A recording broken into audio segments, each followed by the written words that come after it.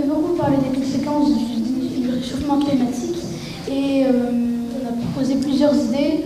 Développer des machines pour dépolluer l'air, utiliser plus d'énergie solaire, s'habiller en seconde main, ces jeunes ont des idées plein la tête. Pour eux, le dérèglement climatique est une chose concrète.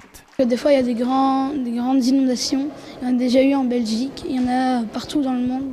Il y a même des régions qui risquent d'être inondées et de disparaître. Quand tu parles de ça à la maison, tes parents, les autres de la famille, ils sont réceptifs, ils comprennent ou tu as l'impression de devoir les convaincre? Ils sont réceptifs.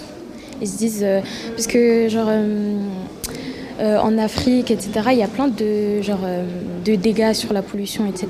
Et du coup, ils comprennent et ils essaient d'aider avec. Concernés, ils jurent appliquer au quotidien les petits gestes qui font du bien à leur planète.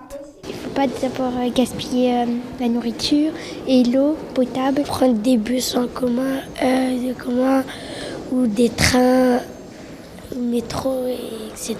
J'ai un compost chez moi. Je trie les déchets, je fais attention à rien laisser par terre et je fais attention, quoi. Ils sont 105 à être venus des 4 coins du pays, emmenés par des écoles qui intègrent la question climatique dans les enseignements. Ils se rendent compte de ce qui se passe ici, chez nous en Belgique, mais partout dans le monde.